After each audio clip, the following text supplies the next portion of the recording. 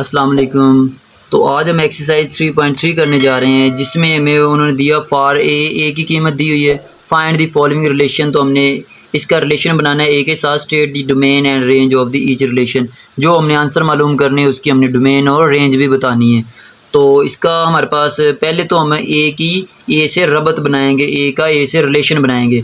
तो जब हमने ए का ए से रिलेशन बनाया तो एक क्रॉस ए कर दिया, तो ए की कीमत और ए की कीमत के साथ क्रॉस बनाना है। तो जब आपने क्रॉस बनाना है तो आपने ऐसे करना है, एक का आपने एक के साथ एक ऑर्डर पेयर बना देना है, एक का फिर दो के साथ, एक का तीन के साथ, एक का चार के साथ, फिर दो का एक के साथ, दो का दो के साथ, दो का तीन के साथ, दो का चार के साथ, तो फिर तीन का एक के साथ, तीन का दो के साथ, तीन का तीन के साथ, तीन का चार के साथ, और चार का एक के साथ, चार का दो के साथ, फिर चार का तीन के साथ, चार का चार के साथ। ये हमने ऑर्डर पेयर बना दी, जिसे हम मुतरत्तब जोड़े भी कहते हैं। इस मुतरत्तब जोड़े में पहली कीमत हमारे पास x होती है, दूसरी कीमत y होती है। तो पहला सवाल हमारे पास क्या है? पहला सवाल हमारे पास है x और y। हमने वो मुतरत्तब जोड़े लिखने हैं, वो वाला हमने ऑर्डर पेयर लिखने हैं जिसमें हमारे पास x और y दोनों बराबर हों। तो देखो इसमें हमारे पास ये वाली कीमत बराबर है एक एक, x की कीमत y के बराबर है एक एक, उसके बाद दो दो, फिर उसके बाद तीन तीन, ये देखो, फिर उसके बाद चार चार। तो इसकी डोमेन क्या होगी? डोमेन कहते हैं ऑर्डर पेयर मुतरत्तब जोड़े जो होते हैं ना, उनके पहले एलिमेंट को हम डोमेन कहते हैं। तो इसकी पहला एलिमेंट एक है, दूसरा, तीसरा, चौथा। तो इसकी डोमेन होगी हमारे पास एक से चार तक। रेंज क्या होती है? रेंज मुतरत्तब जोड़ों के आखिरी वाले एलिमेंट को कहते हैं, जैसे एक, दो, तीन, चार। तो ये हमने रिपीटेड नहीं लिखने होते, हमने तरतीब के साथ लिखने होते हैं, रिपीटेड नहीं लिखना होता। तो ये हमने डोमेन भी बना दी और इसकी रेंज भी बना दी। अगला सवाल हमारे पास क्या है? अगला सवाल हमारे पास है, हमने वो मुतरत्तब जोड़े लिखने जब हम दोनों को जमा करें तो वो 5 के बराबर आ जाएं। तो इधर देख लें, ये हमें मुतरत्तब जोड़े दिए हुए हैं, इनमें जिनको हम जमा करें तो वो 5 के बराबर आ जाएं। तो आगे हमने ये हल किया हुआ है। ये जो हमने पीछे रबत बनाई है उनमें हम इन दोनों को जमा करें तो 5 बन जाएगा, इन दोनों को भी जमा करें तो 5, इन दोनों को भी जमा करें तो 5, इन दोनों को भी जमा करें तो 5। तो इनकी हमने डोमेन बना दी। डोमेन हमने आपको बताया कि हमने पहला एलिमेंट लिखना होता है, रिपीटेड नहीं लिखना होता, तरतीब के साथ लिखना होता है। तो 1 2 3 4 हमने लिख दिए, और इधर हमने तरतीब 4 3 2 1 की है, लेकिन हमने तरतीब के साथ लिखना है। तो 1 2 3 4 इसका आंसर आ गया, रेंज बन गई। अगला सवाल हमारे पास क्या? अगला सवाल वो कहते हैं हमने वो मुतरत्तब जोड़े लिखने हैं जब हम दोनों को जमा करें तो वो 5 से कम हो। क्या हो? 5 से कम, 5 से ज़्यादा ना हो, ना 5 के बराबर। तो ये जो हमें पीछे मुतरत्तब जोड़े दिए हैं, ऑर्डर पेयर दिए हैं, उनमें हम इन दोनों को जमा करें तो 2, इनको जमा करें तो ये भी 5 से कम, इन दोनों को जमा करें तो ये भी 5 से कम, इन दोनों को जमा करें 5 से कम। तो ये जो हमें दिए हैं ये इनको जमा करें तो वो 5 से कम ही आएंगे। इनकी डोमेन हमारे पास 1 1 1 2 2 3। रिपीटेड नहीं लिखना, हमने तरतीब के साथ लिख दिया 1 से 1 2 3। इधर भी हमारे पास रेंज क्या बन गई? 1 2 3 1 2 1। तो रिपीटेड हमारे पास नहीं लिखना, तो हमने 1 2 3 सारे के सारे लिख दिए। तो उसके बाद अगला सवाल हमारे पास क्या है? अगला सवाल हमारे पास है, हमने वो वाले एलिमेंट लिखने हैं जिनको हम जमा करें तो वो 5 से बड़े हों, 5 से कम ना हो। तो ये जो हमने पीछे रेंज बनाई है उनमें हम इन दोनों को जमा करें तो ये 6, इन दोनों को जमा करें ये भी 5 से बढ़ के, तो ये भी, इन दोनों को जमा करें ये भी 5 से ज़्यादा, तो इन दोनों को जमा करें तो ये भी 5 से ज़्यादा होंगे। तो ये इनकी हमने डोमेन बना दी 2 3 3 4। तो 2 3 4, रेंज भी हमारे पास सेम वही 4 3 4 2 3 4। लास्ट वाले एलिमेंट को रेंज कहते हैं और पहले एलिमेंट को डोमेन कहते हैं। तो ये भी तरतीब के साथ 2 3 4 बन गई हमारे पास जी। इसका तीसरा सवाल है हमारे पास। दूसरा सवाल हमने ये शॉर्ट वीडियो में हल किया हुआ है, वो आप उधर जाकर देख सकते हैं शॉर्ट वीडियोज़ में, चैनल में जाकर। तो ये हमने इसका तीसरा सवाल है। तीसरा सवाल हमारे पास है, if g x is equal to 3x + 2 and h x is equal to x² + 1 then find. तो हमने फाइंड करना है, ये इनकी कीमतें मालूम करनी है। ये हमें एक रिलेशन दिया हुआ है, g x is equal to 3x + 2। तो ये हमने कीमतें मालूम करनी है। तो जी ज़ीरो जब हम पुट करेंगे तो जी के साथ हमें आपको पता है जी के साथ x है, तो जब हम x की कीमत 0 पुट करेंगे तो इधर भी 0 हो जाएगा।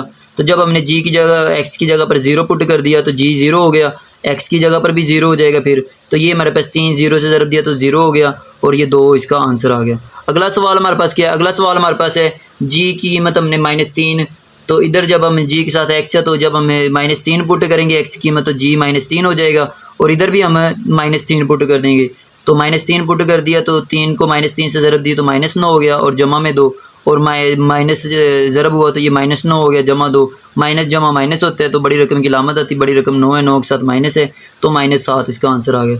अगला सवाल हमारे पास क्या है? अगला सवाल हमारे पास है जी की कीमत हमने मालूम करी 2/3, तो ये जी के साथ एक्स ही है, तो जब हम इस रिलेशन में इसकी कीमत पुट करेंगे 2/3, और इधर भी हम जो एक्स की कीमत दी हुई वही पुट कर देंगे 2/3 जमा 2, तो ये 3 से कैंसिल आउट हो गया, 2 बच गया, 2 में 2 जमा किया तो हमारे पास इसका 4 आंसर आ गया जी। इसका चौथा सवाल है हमारे पास एच की कीमत हमने 1 पुट करनी है, ये दूसरे रिलेशन में हमें एच के साथ दिया हुआ है h x is equal to x square plus 1, तो जब हम इस एच की कीमत इस वाले रिलेशन में हमने पुट करनी है, तो जब हमने पुट की एक्स, और इधर भी हमने एक के ऊपर एक्स का स्क्वायर बन जाएगा क्योंकि एक्स की कीमत 1 है हमारे पास, तो 1 का स्क्वायर एक ही होता है, 1 में 1 जमा किया तो H1 की कीमत आ गई हमारे पास 2।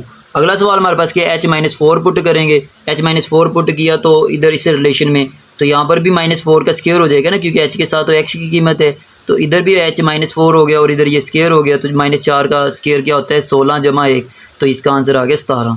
अगला सवाल हमारे पास क्या है? अगला सवाल हमारे पास है H-1/2, H-1/2 की कीमत मालूम करनी, इसी रिलेशन में हम पुट करेंगे, तो जब हमने H-1/2 पुट किया तो x की कीमत -1/2 पुट कर देंगे, तो इसका जब माइनस को माइनस से ज़रब देंगे तो वो जमा हो जाएगा, और 1/4 इसका हो जाएगा, क्योंकि 2 का स्क्वायर 4 होता है, 1 का स्क्वायर 1 ही होता है, 1/4 जमा 1, तो जब हमने ये वाली कीमत मालूम कर रहे हैं, इधर हमने इसका एलसीएम लिया, 4 एलसीएम आ गया, 1 के नीचे 4 है तो 1 वैसे के वैसे जमा, 1 के नीचे कुछ नहीं है तो इसको 4 से ज़रब दिया तो 4 एकम 4 हो गया, तो इसका आंसर क्या आ गया हमारे पास? H-1/2 का आंसर आ गया हमारे पास 5/4। अगला सवाल है हमारे पास, given that f(x) is equal to ax plus b plus 1 where a and b are in constant number, if f3 is equal to 8 and f6 is equal to 14 then find the values of a and b। वो कहते हैं ये जो हमें relation दिया हुआ है इसमें हमने जब f3 पुट करेंगे तो इसको इक्वेशन को हमने 8 के बराबर ले लेना है, और जब हम f6 पुट करेंगे तो इक्वेशन को 14 के बराबर ले लेना है। तो अभी हम इस सवाल को हल करते, और a और b की हमने कीमतें मालूम करनी है। ये वाला हमें रिलेशन दिया हुआ है, जब हम f3 पुट करेंगे तो इक्वेशन को हमने 8 के बराबर ले लेना है, जब हम f6 पुट करेंगे तो हमने इक्वेशन को 14 के बराबर ले लेना है। तो जब हम f3 पुट कर रहे हैं तो f3 पुट करेंगे तो जाहिर सी बात है a के साथ x है तो x की पावर भी 3 आ जाएगा, जमा b जमा 1 इज इक्वल टू 8, हमने 8 के बराबर ले ली इक्वेशन को, तो ये 3a हो गया प्लस b, और एक उधर जाकर माइनस हो गया तो 3a प्लस b, 8 में से 1 गया तो 7 बच गया, 3a plus b is equal to 7, ये इक्वेशन नंबर 1 बन गई। फिर हम f6 पुट कर देंगे, जब हमने f6 पुट किया तो a के साथ x है तो x की कीमत भी हम 6 पुट कर देंगे, plus b plus 1 is equal to 14, तो ये 6a हो गया जमा b, एक उधर जाकर माइनस हो गया तो 14 में से 1 गया तो 13 बच गया, 6a जमा b 13, तो ये हमने इक्वेशन नंबर 2 बना दिए इसे।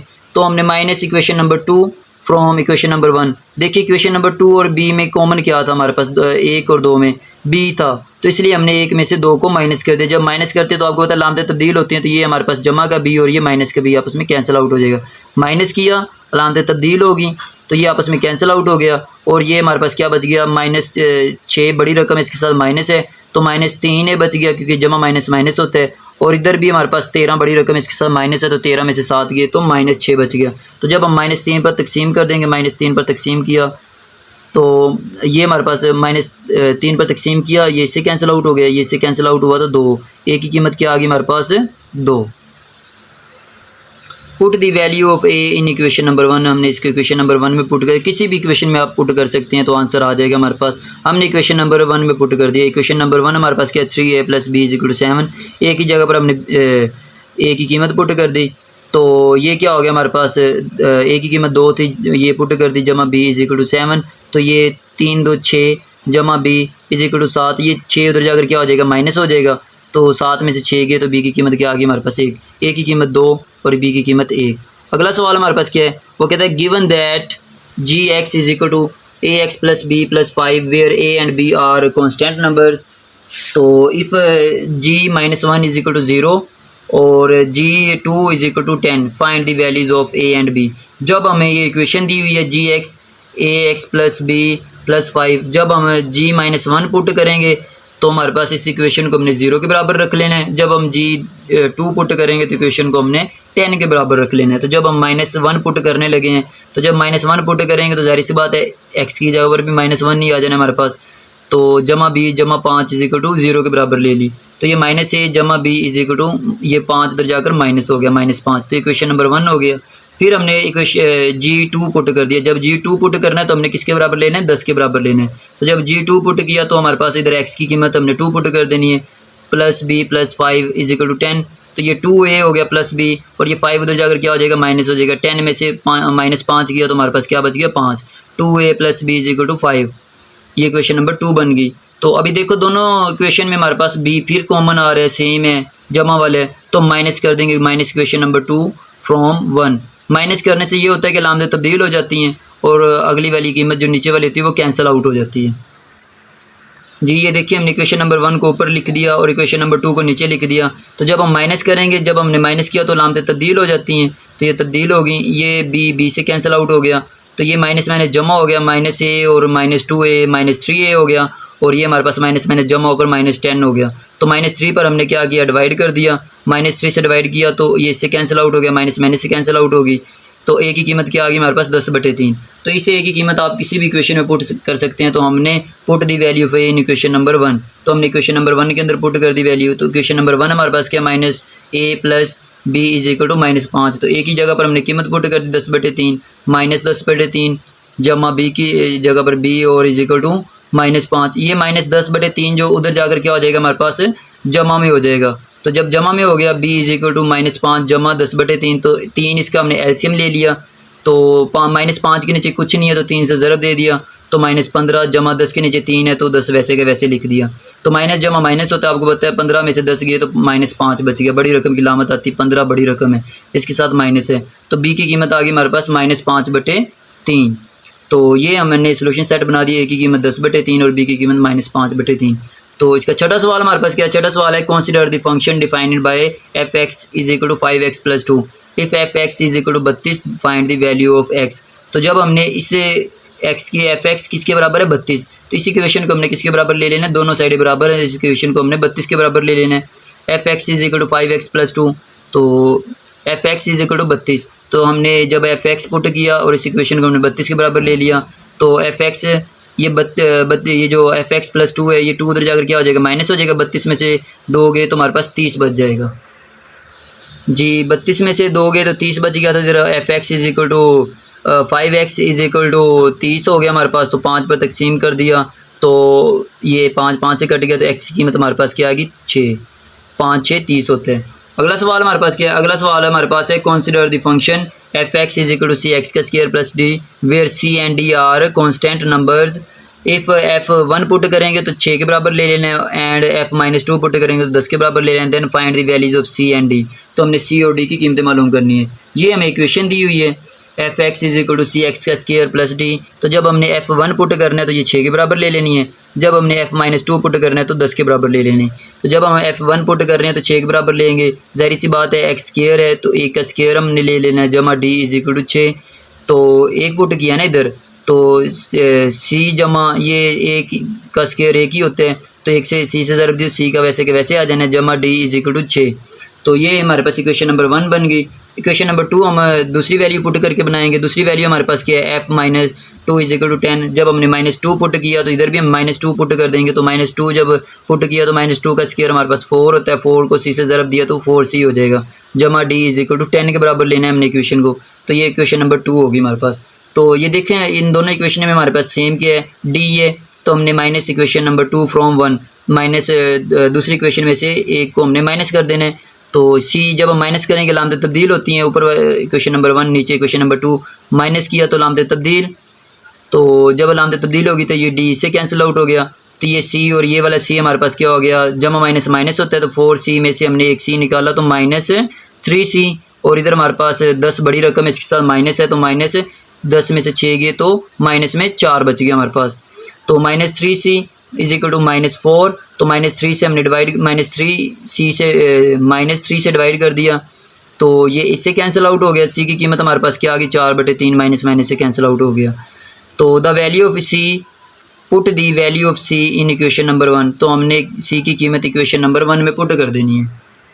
जी तो हमारे पास c + d is equal to 6, ये इक्वेशन नंबर 1 है, तो इसमें हमने c की कीमत पुट कर दी, c की कीमत 4/3 है, जमा d इज इक्वल टू 6, तो ये 4/3 उधर जाकर क्या हो जाएगा, माइनस हो जाएगा, तो जब हमने इसके एलसीएम लिया, एलसीएम 3 आ गया, तो 6 के नीचे कुछ नहीं है, तो इस 3 से ज़रब दे दिया, तो ये कितना हो गया हमारे पास 6 3 18 माइनस 4, 4 के नीचे 3 है, 3 3 से कैंसिल आउट हो जाएगा, 4 वैसे के वैसे ही लिख लिया। तो 18 माइनस 4/3, तो 18 में से जब 4 गए तो डी की कीमत क्या आ गई 14/3, सी की कीमत आ गई 4/3 और डी की कीमत आ गई 14/3। जैसे हम पिछली वीडियो में लास्ट में ईडीएम एक करते हैं, तो इधर भी एक ईडीएम है जो हमारे पास है, टू पोक वंस नोज, मुदाखलत करना। तो इसका सेंटेंस क्या बनेगा, we should not poke our nose in the affairs of other, हमें दूसरों के मामलात में मुदाखलत नहीं करनी चाहिए।